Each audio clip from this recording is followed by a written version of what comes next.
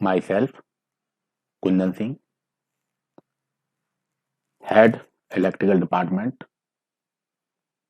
Hewett polytechnic Lucknow. आज हम electric traction का दूसरा लेक्चर देने जा रहे हैं, जिसमें हम बात करेंगे इलेक्ट्रिफिकेशन की। इलेक्ट्रिफिकेशन कितने प्रकार का होता है? देखिए, यहाँ पर दो चीजें थोड़ी सी डिफरेंट हैं, वो आपको बतानी पड़ेंगी। कि एक तो हम बात करते थे कि इलेक्ट्रिक ट्रैक्शन सिस्टम कितने प्रकार का होता है। तो इलेक्ट्रिक ट्रैक्शन सिस्टम की जब हम बात करते थे तो हम ये कहते थे जो इसमें इलेक्ट्रिक ड्राइव यानी इलेक्ट्रिक यूनिट जो लगी हुई है, जो मोटर लगी हुई है, उसका इलेक्ट्रिफिकेशन किस तरह का है, जैसे डीसी से चल रही है या एसी से चल रही है। ठीक है। इसी तरह जो हमारा ट्रैक है, ओवरहेड जो लाइन है, उसमें हम बिजली किस तरह की दे रहे हैं, उस पर ये डिपेंड करता है कि ये ट्रैक इलेक्ट्रिफिकेशन। तो ट्रैक इलेक्ट्रिफिकेशन बेसिकली आप ये हो गया कि हम जो ट्रैक पर जो ट्रेन चल रही है उसको हम कौन सा सिस्टम दे रहे हैं। तो उसमें जो हमारा पहला सिस्टम होता है डीसी सिस्टम। इसी प्रकार low frequency AC system, high frequency AC system, और एक होता है कंपोजिट, जिसमें सिंगल फेज टू डीसी एक होता है और दूसरा single phase two three phase, जिसको हम कॉन्डो सिस्टम के नाम से भी जानते हैं, और last three phase AC system. तो जो हमारे ये टाइप्स हैं वो ट्रैक इलेक्ट्रिफिकेशन के हैं। तो ट्रैक इलेक्ट्रिफिकेशन सिस्टम 5 प्रकार के हैं और इसमें से एक एक को हम डिस्कस करते हैं। जैसे पहला डायरेक्ट करंट सिस्टम, जिसको हमने डीसी सिस्टम कहा था। तो डीसी सिस्टम जो ट्रैक इलेक्ट्रिफिकेशन है, इसमें जो हम मोटर उपयोग करते हैं वो जाहिर है कि एसी मोटर उपयोग करेंगे। तो इसमें आपका डीसी सीरीज मोटर उपयोग की जाती है और डीसी कंपाउंड मोटर्स उपयोग करते हैं। डीसी सीरीज मोटर रेलवे के लिए उपयोग करते हैं, जिसको हम सब अर्बन रेलवेज भी कहते हैं, और इसका वोल्टेज 1500 से 3000 वोल्ट होता है, इलेक्ट्रिफिकेशन का वोल्टेज। और जो डीसी कंपाउंड मोटर है, इसका हम उपयोग ट्रॉमवे और ट्रॉली बसेस में उपयोग करते हैं। तो जो डीसी कंपाउंड मोटर्स है वो हमारा रेलवे में उपयोग न होकर ट्रॉमवे एंड ट्रॉली बसेस में उपयोग करते हैं। और ट्रॉमवे ट्रॉली बसेस ये क्या होती हैं, ये हमने पिछले लेक्चर में डिस्कस किया था। इसमें जो वोल्टेज है वो 600 वोल्ट रहता है और 600 वोल्ट आपका डीसी ही होगा, क्यों? डायरेक्ट करंट सिस्टम की बात हो रही है तो ये डीसी सिस्टम ही होगा। इलेक्ट्रिकल एनर्जी सप्लाई करने के लिए सब स्टेशंस का उपयोग किया जाता है, और जो सब स्टेशंस हैं उनको जो इलेक्ट्रिकल एनर्जी दी जाती है वो आपकी एसी सप्लाई होती है। जैसे एक सब स्टेशन बना हुआ है और उस सब स्टेशन पर जो बिजली आ रही है वो हमारी एसी सप्लाई है। जैसे 33 kV, 66 kV, यानी ये 100 kV तक होती है, किलो वोल्ट तक एसी सप्लाई दी जाती है। और जब ये सब स्टेशन पर एसी सप्लाई पहुंचती है तो सब स्टेशन में इस एसी को डीसी में कन्वर्ट किया जाता है, जिसके लिए हम रोटरी कन्वर्टर्स, रेक्टिफायर्स उपयोग करते हैं। और चूंकि बात सब स्टेशन की हो रही है तो सब स्टेशन में एसी टू डीसी यहां पर हम उपयोग कर रहे हैं, कन्वर्जन कर रहे हैं। कहीं कहीं हमें डीसी टू एसी भी कन्वर्ट करनी पड़ती है, जैसे फीडिंग लाइन आपकी दूसरी तरह की है तो वहां पर हम एसी टू डीसी उपयोग करते हैं और एक जगह डीसी टू एसी उपयोग करते हैं। वोल्टेज जो आपका 1500 से 3000 वोल्ट तक जो सप्लाई आ रही है, वो तो हम डायरेक्टली उपयोग कर लेते हैं, लेकिन जैसे 33 kV की सप्लाई आ रही है, इसको हमें उपयोग करना है 1500 वोल्ट में, तो क्या करेंगे, तो उस सब स्टेशन पर इसको स्टेप डाउन किया जाएगा, वोल्टेज को कम करेंगे। तो ट्रांसफार्मर का उपयोग हम स्टेप डाउन के लिए उपयोग करते हैं, यानी वोल्टेज को कम कर देते हैं सब स्टेशन पर। और इसमें जो सब स्टेशन के 2 सब स्टेशन, यानी एक स्टेशन से दूसरे सब स्टेशन की जो दूरी होती है वो 3 to 5 किलोमीटर, यानी 3 से 5 किलोमीटर के की होती है। जैसे आप जब ट्रेन में बैठ के जा रहे होगे तो अभी कभी आपने देखा होगा कि हर स्टेशन पे आपको सब स्टेशन मिलेगा लगभग, और स्टेशन की दूरी अगर ज्यादा है तो आप बीच में भी आप देखोगे कि सब स्टेशन बने होते हैं। तो यानी कहने का मतलब ये है कि 3 से 5 किलोमीटर में सब स्टेशन आपको कंपलसरी है एक बनाने का। अदरवाइज अगर ऐसा नहीं करेंगे तो आपको वोल्टेज ड्रॉप्स आ जाएंगे, तो उसकी वजह से ये डिस्टेंस रखना पड़ता है। इस सिस्टम के अगर हम एडवांटेज की बात करें तो सबसे अच्छा एडवांटेज यह है कि इसमें जो डीसी मोटर उपयोग कर रहे हैं, तो डीसी मोटर की जो कैरेक्टरिस्टिक है वो एसी मोटर से अच्छी होती है। अब यहाँ कैरेक्टरिस्टिक की बात करने तो कौन सी, एक्सीलरेशन अच्छा हो, टॉर्क अच्छा हो, इनकी बात करते हैं। मेंटेनेंस कॉस्ट की अगर बात करें तो मेंटेनेंस कॉस्ट अगर आप देखें तो ये भी डीसी सिस्टम के लिए कम रहता है। इसी तरह जो ट्रांसमिशन लाइन होती है आपकी, तो ट्रांसमिशन लाइन की जो कॉस्ट है वो कम होती है, और जब ट्रांसमिशन लाइन की कॉस्ट कम होगी तो इसका सीधा प्रभाव आपका जो कंडक्टर लगा हुआ है उस पर पड़ेगा, यानी हम कह सकते हैं कि जो कॉपर लॉसेस हैं वो कम होंगे। वोल्टेज ड्रॉप कम होता है एसी की अपेक्षा। एक्सेलरेशन अभी मैंने आपको बताया था कि एक्सेलरेशन आपको अच्छा मिलता है, तो जब एक्सेलरेशन अच्छा मिल रहा है तो ये आप शॉर्ट रूट के लिए उपयोग कर सकते हो। मतलब कहने का मतलब ये हो गया कि जो छोटे रूट्स हैं, शॉर्ट रूट्स का मतलब ये हो गया कि जैसे ट्रेन बहुत जल्दी स्टार्ट करनी है और स्टार्ट करने के बाद मालूम पड़ा अगला जो स्टेशन आ गया वो बहुत जल्दी आ गया, तो तुरंत आपको ब्रेक लगाने पड़ेंगे। तो यहाँ पर रिटार्डेशन अच्छा होगा और एक्सेलरेशन अच्छा होगा, तभी आप शॉर्ट रूट्स के लिए उपयोग कर पाएंगे। और एक एडवांटेज और होता है कि जो डीसी मोटर्स होती हैं इनका जो साइज है वो पर हॉर्स पावर कम होता है, यानी कहने का मतलब जैसे जैसे हम पावर बढ़ाते हैं वैसे वैसे जो डीसी मोटर का जो साइज है वो भी कम होता जाता है, लेकिन एक लिमिट तक ही हम इसको कम कर सकते हैं। डिसएडवांटेज अगर हम देखें कि तो जो आपके सब स्टेशन हैं उनकी कॉस्ट ज्यादा होती है, सब स्टेशन की जो कॉस्ट है वो ज्यादा होती है।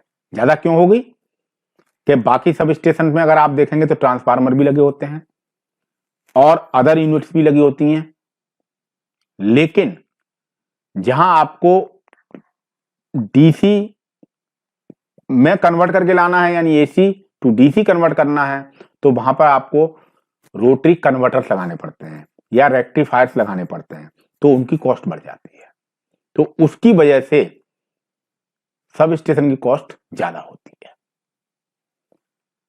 अब जब सब स्टेशन पे आपके इक्विपमेंट्स ज्यादा हो गए, रेक्टिफायर एक बढ़ गया, रोटरी कन्वर्टर बढ़ गया, तो इसकी वजह से हम ये भी कह सकते हैं कि जो इसकी मेंटेनेंस कॉस्ट है वो भी ज्यादा होती है।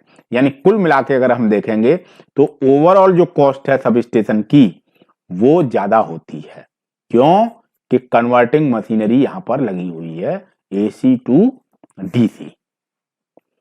उसके अलावा बूस्टर्स भी लगे होते हैं तो उनकी भी कॉस्ट मायने रखती है, तो उसकी वजह से हम इस सिस्टम को कम उपयोग करते हैं। दूसरा आपका ट्रैक इलेक्ट्रिफिकेशन होता है single phase low frequency system.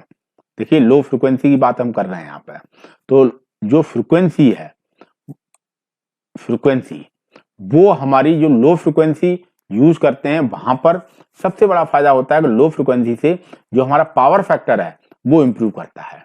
और आप जानते हो पावर फैक्टर अगर हमारा अच्छा होगा तो वो सिस्टम उतना ही इफेक्टिव होगा और उसमें लॉसेस कम होते हैं। ये तो हम पावर फैक्टर के बारे में जानते हैं। तो इसलिए इसमें जो हम फ्रिक्वेंसी उपयोग करते हैं वो 25 से 16 2/3 हर्ट्ज यानी 16 एंड 2/3 फ्रीक्वेंसी उपयोग की जाती है।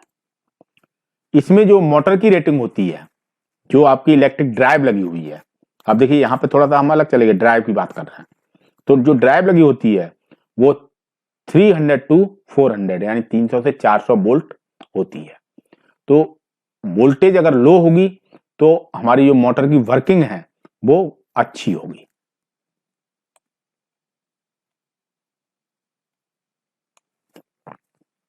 यानी अगर हमारी मोटर रेटिंग कम है तो उसकी वर्किंग भी अच्छी होगी। यहां पर जो हमारी ट्रांसमिशन लाइनें हैं वो जो उपयोग करते हैं वो 15 से 25 किलोवोल्ट की होती हैं और इससे एबव फ्रीक्वेंसी का मतलब जो हमारी ये फ्रीक्वेंसी दी गई है इससे ज्यादा फ्रीक्वेंसी की होती है। तो ये इकोनॉमिकल पॉइंट ऑफ व्यू से ऐसा किया जाता है। रिटर्न पाथ इसमें ट्रैक से मिलता है। अब ये रिटर्न पाथ ट्रैक से कैसे मिलता है तो हम यहाँ पे थोड़ा फिगर को देखेंगे। तो फिगर में आप देख रहे हो कि ये एक ट्रांसफार्मर लगा हुआ है। ये ट्रांसफार्मर से हमें प्राइमरी में सप्लाई दी जा रही है, सेकेंडरी में इसको स्टेप डाउन किया और यहां पर चोक कॉइल को लगाकर हम मोटर को दे रहे हैं, ये मोटर को दे रहे हैं। तो इट मींस क्या हो गया कि मोटर को एक फेज तो मिल रहा है लेकिन सर्किट कंप्लीट करने के लिए दूसरा वायर भी चाहिए, तो वो आपका ट्रैक से पूरा होता है। इसीलिए यहां कहा गया रिटर्न पाथ ट्रैक से हमें मिलता है। इसमें सब स्टेशन की दूरी बढ़ जाती है। वहां पर हम देख रहे थे जो डीसी सिस्टम था उसमें 3 से 5 किलोमीटर था और यहाँ पे 30 किलोमीटर से ऊपर तक सब स्टेशन बनाए जा सकते हैं। और अगर इसको मैक्सिमम लिमिट तक ले जाएंगे तो 80 यानी 80 किलोमीटर तक सब स्टेशन बना सकते हैं। तो देखिए जो सब स्टेशन है जब इतनी दूरी पर बना दोगे तो उसका भी एक फायदा होगा, क्योंकि उसको हम जो प्लेस है साइट सिलेक्शन जिसको कहते हैं वो आसानी से कर सकते हैं। और इलेक्ट्रिक सप्लाई सब स्टेशन से डायरेक्ट फीड की जाती है at industrial frequency. Industrial frequency का मतलब हो गया 50 हर्ट्ज। 50 हर्ट्ज पर ही सीधे देते हैं। तो इसका मतलब ये हो गया कि जो फ्रीक्वेंसी आपको जो सीधे मिल रही है तो जब सब स्टेशन में पहुंच गए और सब स्टेशन से जब मोटर के लिए उपयोग करेंगे तो वहां पे आपको फ्रीक्वेंसी कन्वर्टर भी लगाना पड़ेगा, क्योंकि फ्रीक्वेंसी चेंज करनी पड़ेगी। ये सपोज दैट 25 हर्ट्ज की फ्रीक्वेंसी उपयोग की जानी है और मिल रही है आपकी 50 को, तो यहाँ पर फ्रीक्वेंसी कन्वर्टर भी लगाने पड़ेगा। तो ये हमारा फ्रीक्वेंसी कन्वर्टर लगा के इसको फ्रीक्वेंसी को बदल देते हैं और फिर उसके बाद इसको फीड कराते हैं। सिंगल फेज के कुछ एडवांटेज भी हैं, जैसे आपको बताया गया पावर फैक्टर बढ़ता है। पावर फैक्टर क्यों बढ़ता है? इफिशियंसी का है। और जब पावर फैक्टर बढ़ गया तो आपके जो लॉसेस हैं वो कम हो जाएंगे और जब लॉसेस कम हो जाएंगे तो हम कहेंगे कि एफिशिएंसी बढ़ती है। फ्रीक्वेंसी आपकी कम है तो जो कम्यूटेटर पर कम्यूटेशन जो प्रॉपर्टीज होती हैं वो आपकी इंप्रूव करती हैं। करंट कम है उसकी वजह से आपका इंपीडेंस है उसका मान कम होगा, क्योंकि इंपीडेंस का मान डायरेक्टली करंट और फ्रीक्वेंसी पे डिपेंड करता है। और जब इंपीडेंस का मान कम होगा तो इसका प्रभाव ये पड़ेगा कि जो हमारे सब स्टेशन हैं वो दूर दूर बढ़ाए जा सकते हैं। इसीलिए कहा गया कि सब स्टेशन की दूरी इसमें बढ़ जाती है। अब जब आप या तो आप सब स्टेशन से सप्लाई दे रहे हो लोगों को या डायरेक्टली सब स्टेशन की तरफ फीड करा रहे हैं, तो दो केसेस यहां पे हो जाएंगे कि अगर डायरेक्टली फीड कराएंगे तो लोको जो हमारा है तो लोको में ही आपका ट्रांसफार्मर लगा होगा जो वोल्टेज को कम कर लेगा। कितना वोल्टेज को कम करेगा? 300 से 400 वोल्ट में, क्योंकि 300 से 400 वोल्ट ही आपको यूज करनी है मोटर की जो रेटिंग है। और चूंकि फ्रीक्वेंसी आपको कम उपयोग करनी है और इंडस्ट्रियल फ्रीक्वेंसी 50 हर्ट्ज मिल रही थी तो उसके लिए हमें फ्रीक्वेंसी कन्वर्टर लगाना पड़ेगा। इस तरह से अगर हम देखें तो ये हो गया कि हमें फ्रीक्वेंसी कन्वर्टर लगाने की आवश्यकता पड़ती है, जिससे एक खर्चा बढ़ जाता है। तो ये हम कह सकते हैं कि ये डिसएडवांटेज है।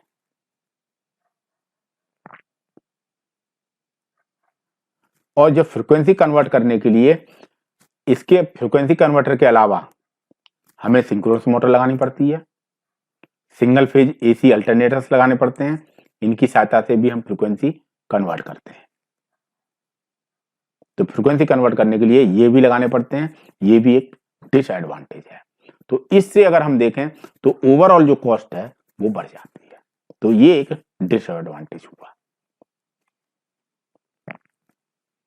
इसी तरह एक आता है single phase high frequency system. अब हाई फ्रीक्वेंसी का भी हम उपयोग करते हैं। हाई फ्रीक्वेंसी का उपयोग क्यों करते हैं, उसका कारण है कि जैसे फ्रीक्वेंसी अगर आपकी कम होगी तो उसमें स्पार्क आपका ज्यादा बन सकता है, और फ्रीक्वेंसी जितनी ज्यादा होगी उतने ही स्पार्क के चांसेस कम हो जाते हैं। तो जब फ्रीक्वेंसी अगर ज्यादा है तो स्पार्क नहीं हो रहा है, तो ऐसे सिस्टम को हम ऐसी जगह पर यूज करते हैं जहां पर स्पार्क से एक नुकसान हो सकता है, जैसे इन माइंस, यानी खदानों में, कोयले की खानों में अंदर जो सिस्टम चल रहा है, इलेक्ट्रिक सिस्टम जो अंदर लगा हुआ है कोयले की खानों में, वहां पर गैसेस निकलती हैं, इनफ्यूएबल गैसेस, वो भी जलने वाली गैसेस निकलती हैं। तो अगर वहां जरा सा स्पार्क होगा तो तुरंत ये आग पकड़ लेगा। तो ऐसी जगह पर हम इसको single phase high frequency system को उपयोग करते हैं। तो ओवरहेड जो कॉन्टेक्ट वायर होगा उसमें हाई फ्रीक्वेंसी से सप्लाई जा रही होगी, और जब ये लोको सप्लाई इससे लेगा तो यहां पर रिटर्न पाथ कोई नहीं मिलता है, क्योंकि हम केबल के थ्रू इस सप्लाई को लेते हैं। क्योंकि अगर वायर के थ्रू लेंगे तो वायर को बीच में कांटेक्ट बनेगा, तो वहां पर भी स्पार्क हो सकता है, तो वहां पर भी हम उपयोग नहीं करते हैं। तो कहने का मतलब ये हो गया कि जो हाई फ्रीक्वेंसी सिस्टम जो उपयोग कर रहे हैं इसमें, तो आपकी जो सिंगल फेज सप्लाई है उसमें भी दो बार तार होंगे, एक फेज वायर और एक न्यूट्रल वायर। तो उनको ओवरहेड लाइन में दो कंडक्टर जा रहे होंगे, और इलेक्ट्रोमैग्नेटिक इंडक्शन के द्वारा इस सप्लाई को कलेक्ट करते हैं। जैसे आपकी ये यहाँ पे एक फिगर दिखाया गया है कि ये आपका देखिए लोको है, इसको सप्लाई देनी है, और ये आपकी वायर है। देखिए एक वायर ये हो गया और एक वायर ये हो गया, ये सिस्टम है। तो दो वायर हैं, दो कंडक्टर्स हैं, और ये इंसुलेटेड केबल के रूप में होते हैं। यहां पर एक रिसीवर लगा होता है जो इस एनर्जी को यहां से रिसीव करता है बाई इलेक्ट्रोमैग्नेटिक इंडक्शन।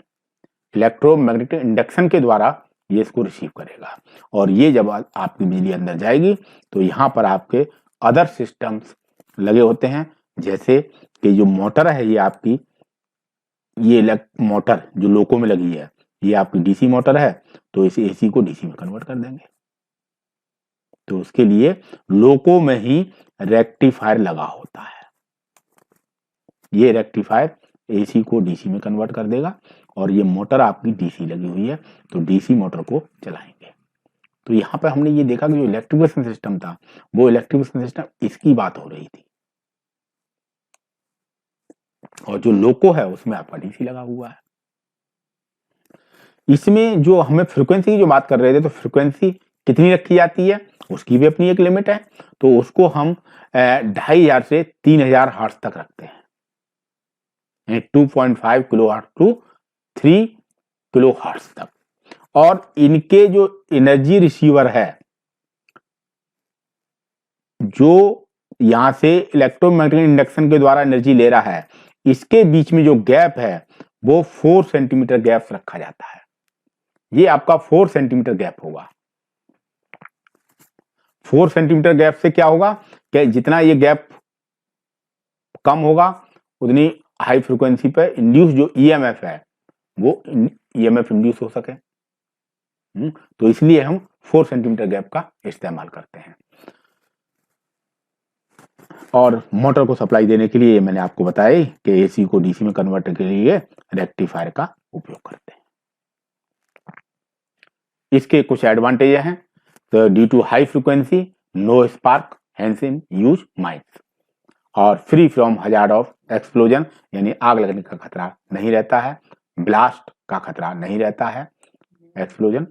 और इसके डिसएडवांटेज अगर हम देखें तो हाई फ्रीक्वेंसी जनरेटर आपको लगाना पड़ता है, जो कि इंडस्ट्रियल यानी 50 हर्ट्ज को हाई फ्रीक्वेंसी में कन्वर्ट करते हैं और कन्वर्टर की रिक्वायरमेंट होती है। ये इसके डिसएडवांटेज हैं। तो इसकी जगह को हम थोड़ा सा और इम्प्रूव करके लेके आए, यानी इम्प्रूव किया कि जैसे हमें दूसरे सिस्टम की कहीं जरूरत पड़ रही है तो वहां उपयोग करते हैं। तो एक फिर आया three phase low frequency system, के अब हम थ्री फेज यूज करें और उसकी फ्रीक्वेंसी लो हो, कम से कम हो। तो इस सिस्टम को जो उपयोग करते हैं तो इसकी जो वोल्टेज है वो 3.3 किलो वोल्ट सप्लाई होती है और ये फ्रीक्वेंसी 16 2/3 हर्ट्ज होती है। और इसमें जो मोटर उपयोग करते हैं ये ऑल्सो वर्क 3.3 केवी। इसकी मोटर अलग हो गई, पहले हम 300-400 वोल्ट पर उपयोग कर रहे थे, यहाँ पर 3.3 पे करते हैं। और इसमें ट्रांसफार्मर की लोको में आवश्यकता नहीं पड़ती है। क्यों? कि जो सप्लाई दी जा रही है और वही मोटर को हम दे रहे हैं, तो इसलिए यहाँ पर ट्रांसफार्मर की हमें जरूरत नहीं पड़ी। और इसमें दो आपके ओवरहेड कंडक्टर, यानी जो ऊपर से सप्लाई कलेक्ट करेंगे वहां पर दो ओवरहेड कंडक्टर होंगे और तीसरा कंडक्टर का काम ट्रैक करेगा। इसके कुछ अपने एडवांटेज हैं, क्योंकि जो एडवांटेज के तौर पर अगर हम देखें तो जो आपकी IM मैंने लिखा है यहाँ पे इंडक्शन मोटर, तो induction motor self regenerative braking, यानी ब्रेकिंग रिजनरेटिव जो ब्रेकिंग होती है वो इसकी अपनी खुद कैरेक्टरिस्टिक है, तो इसलिए आपको अलग से कोई इक्विपमेंट लगाने की जरूरत नहीं पड़ती है। ये एक एडवांटेज है। और हाई वोल्टेज होने के कारण जो इसका ऑपरेशन है वो आसान होते हैं। क्यों? कि जब वोल्टेज ज्यादा होगा तो करंट कम होगा और ट्रांसफार्मर की जरूरत पड़ती ही नहीं है इसमें। डिसएडवांटेज क्या है कि इंडक्शन मोटर का जो स्टार्टिंग टॉर्क की हम जो बात कर रहे थे वो कम होता है, तो इसलिए हमारी ट्रैक्शन के लिए फिट नहीं है। लेकिन कुछ मॉडिफिकेशन करके इसको ऐसा किया जाता है कि स्टार्टिंग टॉर्क बढ़ सके। दूसरा, इंडक्शन मोटर जो होती है आपकी, ये इंडक्शन मोटर ये पैरेलल ऑपरेशन में काम नहीं करती हैं, यानी फिट नहीं होती हैं। कर तो सकते हैं लेकिन उतनी इफेक्टिव नहीं होती हैं। और ये आप जानते हो कि जब ट्रेन में मोटर लगी होती है तो एक नहीं, एक यानी दो या दो से ज्यादा मोटर्स लगी होती हैं, तो वहां पे पैरेलल ऑपरेशन की आवश्यकता है और ये उसके लिए फिट नहीं है, तो ये एक डिसएडवांटेज है। दो ओवरहेड कंडक्टर अगर उपयोग कर रहे हैं तो ये अपने आप में कॉम्प्लिकेटेड है, तो इसलिए एक ये भी डिसएडवांटेज है। और इंडक्शन मोटर की जो स्पीड कैरेक्टरिस्टिक है वो ट्रैक्शन के पर्पज से अच्छी नहीं होती है, इसलिए इसको हम बहुत ज्यादा एडॉप्ट नहीं करते हैं। एक फिर अब हमने क्या किया कि जब ये सिस्टम देखे हमने, तो इनको हमने ऐसा कहा कि क्यों ना इन दो सिस्टम को मिक्स कर दिया जाए, कि जो दो सिस्टम है वो मिक्स हो जाएं और जो ऊपर जो प्रॉब्लम्स आ रही थी वो हटाई जा सके। तो इसलिए हमने इन सिस्टम को मिक्सअप कर दिया, यानी दो सिस्टम लगा दिए। और दो सिस्टम जब लगाए तो हमने जो सिस्टम यूज किया, single phase two DC system एक उपयोग किया और दूसरा होता है single phase two 3 phase system, और इसी को कॉन्डो सिस्टम के नाम से जानते हैं। तो single phase two DC system ये हमारा ज्यादा सक्सेसफुल है, क्योंकि सिंगल फेज में क्या है कि देखिए जो प्रेजेंट टाइम में जो आप देखते हो उसमें 25 kV AC supply at industrial frequency में मिलती है और ये सप्लाई वोल्टेज 15 to 25 होती है, लेकिन अपने इंडिया में जो उपयोग किया जाता है वो 25 kV उपयोग करते हैं। और इसको लोको में आपका ट्रांसफार्मर लगा होगा, लोको मीन्स लोकोमोटिव, उसमें ट्रांसफार्मर लगा होगा जो 25 kV को स्टेप डाउन करेगा। और स्टेप डाउन करने के बाद, क्योंकि वहां पर जो हमारी मोटर है उसकी रेटिंग 650 वोल्ट होती है, तो 650 तक लेके आएंगे। और चूंकि AC है और मोटर आपकी अगर DC लगी हुई है तो रेक्टिफायर ये भी आपका लोको में लगा होगा जो AC को DC में कन्वर्ट करेगा। इट मीन क्या हुआ कि लोको में ट्रांसफार्मर लगा होगा, कन्वर्टर लगा होगा और DC series motor as a drive. और इसमें जो सब स्टेशन हैं उनकी दूरी बढ़ जाती है, क्योंकि जो हम ये हाई वोल्टेज जो उपयोग करते हैं, अगर हम 132 kV उपयोग कर रहे हैं तो सब स्टेशन की दूरी आपकी 50 to 80 किलोमीटर होती है। और उसी के अकॉर्डिंग जैसे जैसे आपका जो वोल्टेज है वो कम होता जाएगा और हमारे जो सब स्टेशन के बीच की दूरी है वो कम हो जाएगी। इसी तरह हम दूसरा सिस्टम उपयोग करते हैं single phase two three phase, और ये कॉन्डो सिस्टम के नाम से जानते हैं। इसमें क्या होता है, इसमें ओवरहेड लाइन है, इसमें अलग रेटिंग होती है। जो ओवर लाइन है वो सिंगल फेज एसी सप्लाई होगी और वो 16 किलो वोल्ट होगी एट इंडस्ट्रियल फ्रीक्वेंसी। तो अब इसको जब लोको में लेके आएंगे तो लोको में आपका थ्री फेज सिस्टम काम वर्क कर रहा है, यानी इंडक्शन मोटर लगी हुई है। तो वहां पर आपको एक इन्वर्टर भी चाहिए जो सिंगल फेज को थ्री फेज में कन्वर्ट कर सके, और लोको में आपका इन्वर्टर लगा होगा, इंडक्शन है, और इंडक्शन मोटर्स लगी होगी। इसमें सबसे बड़ा एडवांटेज ये है कि single phase two three phase, तो इसमें जो ओवरहेड लाइन है वो सिंगल फेज रहती है, तो इकोनॉमिकल है, ये एक एडवांटेज है। और ये हम जानते हैं कि जो स्टार्टिंग टॉर्क और स्टार्टिंग करंट को कंट्रोल करते हैं, तो इसके लिए हम कंट्रोल सिलिकॉन कंट्रोल रेक्टिफायर उपयोग में लाए जाते हैं, जो फ्रीक्वेंसी कन्वर्ट 1/2 to 10 हर्ट्ज तक करते हैं। इससे हमारा क्या होता है कि जैसे जो फ्रीक्वेंसी कन्वर्ट होती है तो उससे हमारा जो स्टार्टिंग टॉर्क है वो ज्यादा मिल सके, तो इसलिए हम फ्रीक्वेंसी को डाउन कर देते हैं, यानी कम कर देते हैं, जिससे स्टार्टिंग टॉर्क अच्छा मिल सके, क्योंकि इंडक्शन मोटर में स्टार्टिंग टॉर्क की प्रॉब्लम थी, अच्छा नहीं मिल रहा था। एक हमारा होता है थ्री फेज एसी सिस्टम। तो थ्री फेज एसी सिस्टम जहां उपयोग करते हैं तो इसमें भी सेम वही चीज करते हैं कि इसमें 2 ओवरहेड कंडक्टर उपयोग करते हैं और रिटर्न पाथ ट्रैक के द्वारा दिया जाता है। इस सिस्टम में 3.3 किलो वोल्ट और ये फ्रीक्वेंसी उपयोग की जाती है। इसमें स्टेप डाउन ट्रांसफार्मर की रिक्वायर्ड नहीं होती है, क्यों कि जिस वोल्टेज पर हम ले रहे हैं उसी वोल्टेज पे हम इसको चलाते हैं और इसमें इंडक्शन मोटर का उपयोग करते हैं। एक ट्रैक्शन सब स्टेशन को अगर हम देखें तो उसका सिंपल एक आपका डायग्राम इस तरह मिलता है कि जैसे 132 केवी आ रही है, तो ये जैसे 132 केवी जो आपको मिल रही है उसको हम यहाँ पर बस कपलर के द्वारा जोड़ते हैं, और ये आपका सिस्टम लगा रहता है जैसे सर्किट ब्रेकर, आइसोलेटर और ट्रांसफार्मर। तो यहाँ पर सर्किट ब्रेकर आइसोलेटर लगे हुए हैं, तो 132 केवी ये सर्किट ब्रेकर लगा हुआ है, और ये इतने ये एक हमने बस बार लगा दी 132 की, और इस बस बार से फिर हम ट्रांसफार्मर लगा के इसको स्टेप डाउन करते हैं, 25 केवी में ले जाते हैं, और 25 केवी में ले जाते हैं तो ये आपका सब स्टेशन डायग्राम होता है कि ट्रांसफार्मर, इसके बाद आपका सर्किट ब्रेकर, और फिर ये दूसरा एक सर्किट ब्रेकर लगा होता है। एसी और डीसी ट्रैक्शन सिस्टम के अगर हम एडवांटेज देखें, दोनों हमने देखे एसी और डीसी, तो इनके अपने कुछ एडवांटेज भी हैं, और इसमें जो सबसे ज्यादा एडवांटेज मिलता है वो 25 केवी सिस्टम का ज्यादा यूजफुल है।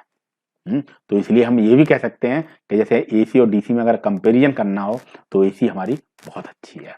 क्यों कि देख होता क्या है कि जैसे हाई वोल्टेज यूज कर रहे हैं, तो जब हाई वोल्टेज यूज करेंगे तो सिंपल है कि जब हाई वोल्टेज में अगर हम यूज करेंगे तो जो हमारा कंडक्टर है वो लो करंट ले जाएगा, तो लो करंट जब ले जाएगा तो लो करंट की वजह से उसका जो वेट है कंडक्टर का वो भी कम हो जाएगा, यानी कह सकते हैं कि जो हमारा कैटनरी वायर यानी ओवरहेड जो वायर लगा हुआ है उसका वेट कम हो जाएगा, और जब उसका वेट कम होगा तो उसके रेस्पेक्ट में जो हमारा अदर स्ट्रक्चर यानी पोल वगैरह लगे हुए हैं उनकी भी कॉस्ट कम हो जाएगी। और दूसरा हमारा एडवांटेज होता है कि लो करंट होने की वजह से हमारा जो सब स्टेशन की वर्किंग है, इफिशियंसी है, वो अच्छी होती है, और इस वजह से हमारी जो सब स्टेशन हैं वो दूर, उनके बीच का डिस्टेंस बढ़ जाता है, तो दूर दूर लगा सकते हैं, तो साइट सिलेक्शन हम बहुत अच्छा कर सकते हैं। इसका मतलब ये हो गया कि सब स्टेशन में की कमी आ जाती है। कमी का मतलब कि जहां हमको 80 किलोमीटर है वहां पर, जहां पर पहले सिस्टम में हमें कई सब स्टेशन बनाने पड़ रहे थे और यहाँ मालूम पड़ा कि हमें 2 सब स्टेशन बनाने पड़ रहे हैं, तो सब स्टेशन भी आपके कम हो जाते हैं। और दूसरा जो रिटर्न पाथ जो मिलता है वो ट्रैक के द्वारा लेते हैं, तो यहाँ पे रिएक्टेंस इंपॉर्टेंस नहीं रखता है। रिएक्टेंस इंपॉर्टेंस क्यों नहीं रखता है कि जो हमारी अर्थ है वो जीरो पोटेंशियल यानी रेजिस्टेंस जीरो मानते हैं, इसलिए यहाँ पर ये डिपेंड डिस्टेंस पर नहीं करता है। हाई वोल्टेज होगा तो उससे हमारा क्रॉस सेक्शन एरिया घट जाएगा कंडक्टर का, तो उससे भी हमारा फायदा होगा, और क्योंकि यहाँ पर एसी में रोटरी कन्वर्टर लगाने की आवश्यकता नहीं होती है तो कॉस्ट आपकी कम हो जाती है। और अगर हम इसके डिसएडवांटेज की बात करें तो यहाँ पर एक अनबैलेंसिंग आती है, यानी थ्री फेज सप्लाई है तो अनबैलेंस हो गया, इंटरफेरेंस कम्युनिकेशन लाइन करेगा, अनबैलेंस करंट प्रोड्यूस होगी, अनबैलेंस वोल्टेज प्रोड्यूस होगा। तो जब ये चीजें आ जाएंगी यहाँ पर, तो एक तो हम ये भी कह रहे हैं कि एसी सिस्टम बहुत अच्छा है। तो जब एसी सिस्टम बहुत अच्छा है तो ये हमें दूर भी करनी पड़ेगी।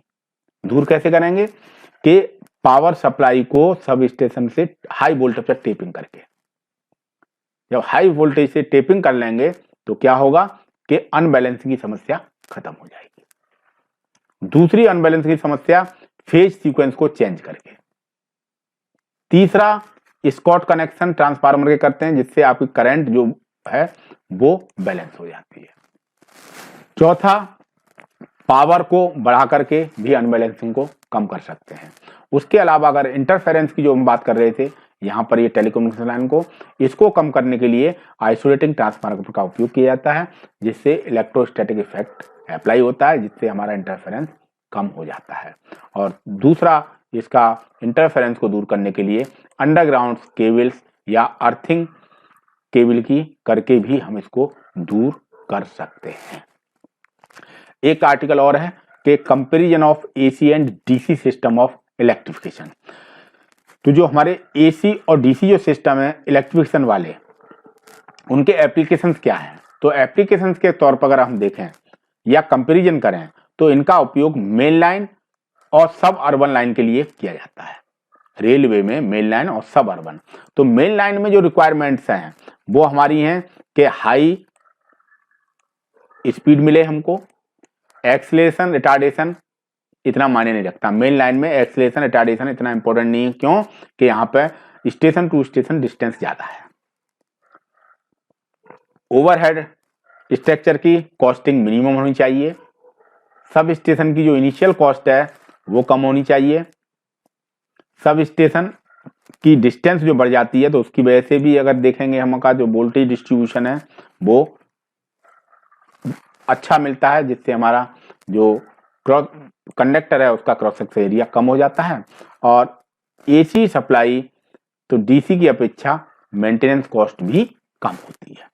ये मेन लाइन की रिक्वायरमेंट है। इसी तरह हम बस सब अर्बन लाइन के लिए देखें तो सब अर्बन लाइन के लिए देखेंगे तो यहाँ पर सब अर्बन में देखिए स्टेशन पास पास हो गए, तो यहाँ पे एक्सीलरेशन और रिटार्डेशन बहुत मायने रखता है। ये रैपिड करना पड़ता है, तो जल्दी जल्दी करना पड़ता है, तो ये अच्छा होना चाहिए। और यहाँ पर जो डीसी सिस्टम उपयोग करते हैं मोटर की, तो इसमें वोल्टेज फ्लक्चुएशंस इफेक्ट नहीं करते हैं और इंटरफेरेंस भी कम्युनिकेशन लाइन में नहीं होगा। एनर्जी कंजम्पशन जो डीसी सिस्टम में है वो आपका कम होता है, और डीसी सिस्टम का जो लोको है वो सस्ता होता है, और डीसी ट्रांसमिशन की जो कॉस्ट है वो ज़्यादा होती है एसी की अपेक्षा, और जो इफिशियंसी है वो सब अर्बन में सब स्टेशन की कम होती है। इसलिए डीसी सिस्टम में सब स्टेशन की एक्स्ट्रा कॉस्ट लगती है, क्यों कि यहाँ पे आपके रोटरी कन्वर्टर्स भी लगे होते हैं। इसलिए हम कहते हैं कि कंपोजिट सिस्टम का उपयोग करें सब अर्बन लाइन के लिए। इसी के साथ ये लेक्चर समाप्त। धन्यवाद।